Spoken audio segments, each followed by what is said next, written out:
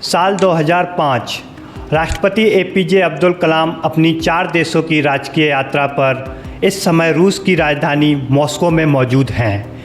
राजधानी मॉस्को के कैम्पिस्की होटल के अपने कमरे में सोए राष्ट्रपति कलाम को बीच रात में जगाया जाता है और एक ज़रूरी फाइल पर दस्तखत करने के लिए कहा जाता है। उसी शाम कैबिनेट द्वारा लिए गए एक फैसले को लागू करने के लिए राष्ट्रपति के हस्ताक्षर जरूरी थे और इस बारे में प्रधानमंत्री मनमोहन सिंह राष्ट्रपति साहब को कैबिनेट के फैसले के बारे में शाम को ही फ़ोन पर अवगत करा चुके थे। लेकिन राष्ट्रपति साहब को नहीं पता था कि कैबिनेट का फैसला इतना महत्वपूर्ण था कि उन्हें रात 2 बजे उस पर हस्ताक्षर करने के लिए कहा जाएगा और उन्हें कैबिनेट के फैसले पर विचार करने का भी ज़्यादा वक्त नहीं मिलेगा। ऐसे में राष्ट्रपति जी के पास सिर्फ 3 विकल्प थे। पहला कि वह फाइल पर साइन कर कैबिनेट के फैसले को मंजूरी दे दें। दूसरा कि वह फाइल वापस कैबिनेट के पास भेजकर उससे फैसले पर पुनर्विचार करने को कहें। इस सूरत में अगर कैबिनेट फिर से वही फैसला देती तो राष्ट्रपति को मजबूरन उसे मंजूरी देनी होती। तीसरा, राष्ट्रपति साहब कहते कि वह दिल्ली वापस आकर ही अपनी मंजूरी देंगे। ऐसे में राष्ट्रपति साहब 7 दिन बाद दिल्ली पहुंचते। तब तक हो सकता था कि तेज़ी से बदलते घटनाक्रम के बीच कैबिनेट के फैसले का औचित्य ही नहीं रहता। इसलिए केंद्र की यूपीए सरकार चाहती थी कि राष्ट्रपति कैबिनेट के फैसले को शीघ्र ही मंजूरी दे दें, जिससे बिहार राज्य में विधानसभा भंग की जा सके और दोबारा चुनाव कराए जा सकें। नमस्कार, आप देखना शुरू कर चुके हैं टीटीएस इंडिया और मैं हूं आपके साथ प्रबल।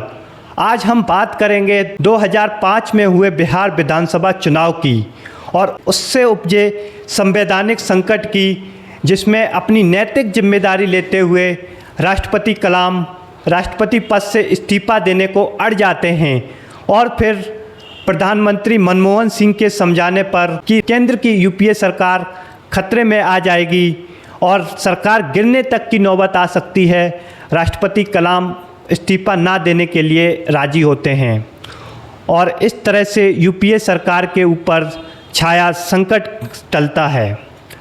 बात फरवरी 2005 की है। बिहार में हुए विधानसभा चुनाव प्रदेश में हंग असेंबली लेकर आया, यानी किसी भी एक पार्टी को सरकार बनाने के लिए ज़रूरी बहुमत नहीं मिला। 15 साल से सत्ता में काबिज लालू प्रसाद यादव और उनकी पत्नी राबड़ी देवी की पार्टी आरजेडी को 75 सीटें मिली। भाजपा और नीतीश कुमार की जेडीयू के गठबंधन को 92 सीटें, रामविलास पासवान के नेतृत्व वाली एलजेपी को 29 सीटें, कांग्रेस को 10 और बाकी 17 सीटें निर्दलीय उम्मीदवारों के खाते में गई। इस प्रकार कोई भी पार्टी 122 के बहुमत के आंकड़े को नहीं छू पाई। चुनाव के परिणाम आते ही सरकार गठन के लिए कोशिशें तेज हो गईं। सत्ता की प्रबल दावेदार बीजेपी जेडीयू गठबंधन, जिसके पास खुद की 92 सीटें थीं और चुनाव में सबसे ज़्यादा सीटों वाला गठबंधन बनकर उभरा था, एलजेपी जिसके पास 29 सीटें थीं के समर्थन से सरकार बना सकती थी। लेकिन रामविलास पासवान के नेतृत्व वाली एलजेपी ना ही जेडीयू भाजपा और ना ही आरजेडी कांग्रेस के गठबंधन को समर्थन देने को तैयार होती है। ऐसे में सत्ता के दावेदार जेडीयू भाजपा गठबंधन और आरजेडी कांग्रेस गठबंधन को बिना एलजेपी के समर्थन से सरकार बनाना मुश्किल था।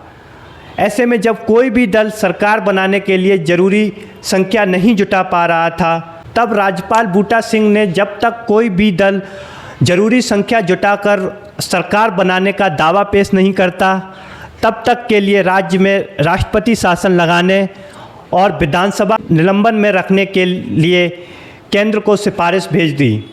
राज्यपाल का यह फैसला लेने के पीछे, जैसा कि आमतौर पर होता है, कारण था कि इस दौरान सभी पार्टियों को समय मिलेगा और आपसी बातचीत के बाद सत्ता की दावेदारी के लिए कोई राजनीतिक गठजोड़ बनकर उभरेगा जो ज़रूरी बहुमत जुटा पाएगा। राष्ट्रपति ने राज्यपाल की सिफारिश पर 7 मार्च को राज्य में राष्ट्रपति शासन लगा दिया और वहीं सरकार बनाने के लिए विभिन्न दलों में राजनीतिक कोशिशें चलती रहीं।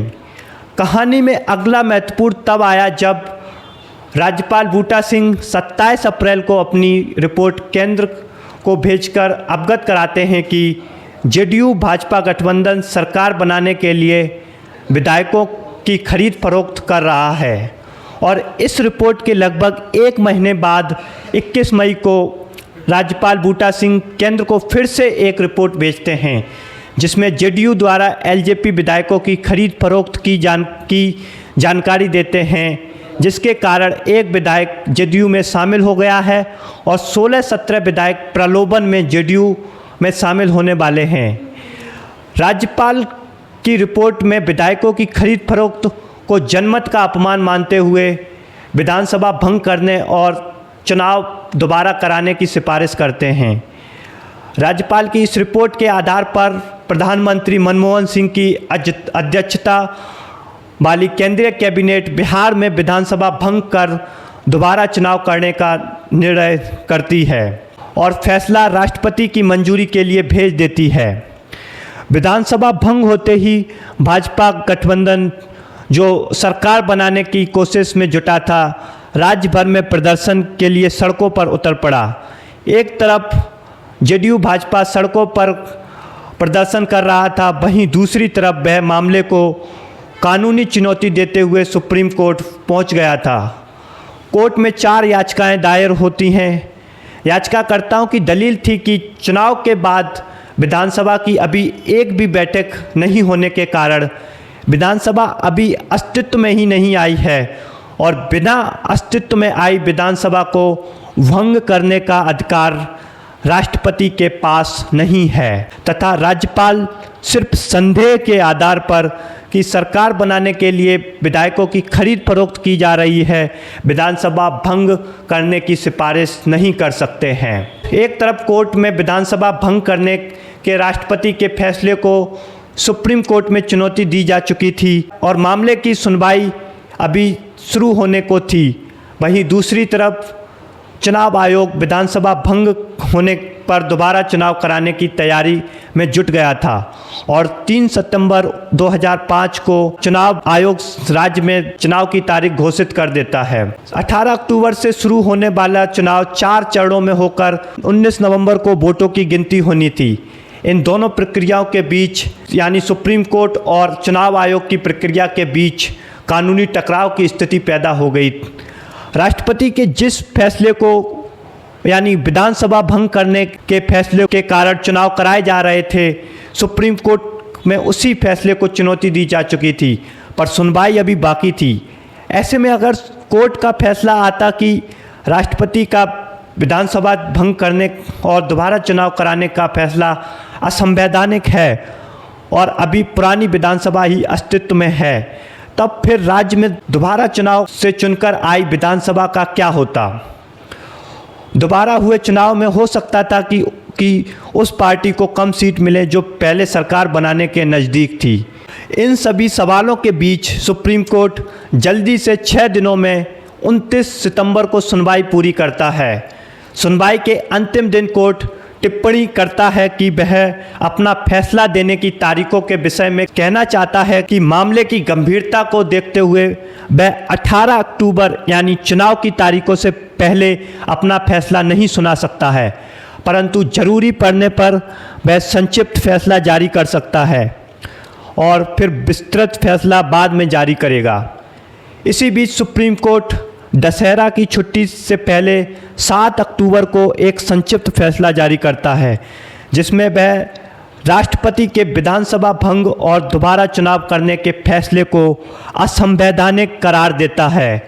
मतलब साफ था कि राष्ट्रपति का आदेश कानून का उल्लंघन था, लेकिन सुप्रीम कोर्ट के फैसले में सबसे आश्चर्यजनक बात थी कोर्ट का विधानसभा को बहाल ना करने का फैसला। कोर्ट के विधानसभा भंग करने वाले फैसले को असंवैधानिक करार देने का सीधा मतलब था कि पुरानी विधानसभा ही अस्तित्व में है, इसलिए चुनाव कराने की कोई ज़रूरत नहीं है क्योंकि चुनाव की तैयारी पूरी हो चुकी थी और पहले चरण की वोटिंग में सिर्फ 10 दिन बचे थे। कोर्ट पुरानी विधानसभा बहाल नहीं करता। दोबारा हुए चुनाव में बिहार में के मतदाता निर्णायक जनमत देते हैं और भाजपा जेडीयू के गठबंधन को पहले से 50 सीट ज़्यादा मिलती हैं और दोनों मिलकर आसानी से बहुमत की सरकार बनाते हैं। कोर्ट के फैसले के बाद गवर्नर बूटा सिंह पर दबाव बढ़ने लगा। विपक्षी दल राज्यपाल के इस्तीफे की मांग कर रहे थे। इसी बीच जब राज्यपाल दिल्ली जाते हैं तो कयास लगाए जा रहे थे कि राज्यपाल केंद्र सरकार से सलाह मशवरा कर अपना इस्तीफा सौंप सकते हैं, लेकिन राज्यपाल ऐसा नहीं करते हैं क्योंकि राज्यपाल के इस्तीफे का सीधा मतलब होता कि इस सब के लिए केंद्र की यूपीए सरकार जिम्मेदार है और इससे चुनाव में आरजेडी कांग्रेस गठबंधन को नुकसान हो सकता था। चुनाव परिणाम के 2 महीने बाद 24 जनवरी 2006 को सुप्रीम कोर्ट अपना विस्तृत फैसला जारी करता है। इसमें वह कहता है कि विधायकों की खरीद फरोख्त के सिर्फ संदेह पर राज्यपाल विधानसभा भंग नहीं करने की सिफारिश कर सकते हैं। राज्यपाल के पास इसके लिए पुख्ता आधार होने चाहिए। कोर्ट के फैसले के 2 दिन बाद यानी 26 जनवरी 2006 को गणतंत्र दिवस की सलामी लेकर शाम को राज्यपाल अपना इस्तीफा राष्ट्रपति को भेज देते हैं। सुप्रीम कोर्ट ने अपने फैसले में वैसे तो राष्ट्रपति पर कोई कड़ी टिप्पणी नहीं की थी, लेकिन सुगबुगाहट थी कि क्या राष्ट्रपति अपने फैसले की नैतिक जिम्मेदारी लेंगे, जिसे सुप्रीम कोर्ट ने असंवैधानिक करार दिया था। राष्ट्रपति कलाम ने विचार कर नैतिक जिम्मेदारी लेते हुए राष्ट्रपति पद से इस्तीफा देने का मन बना लिया।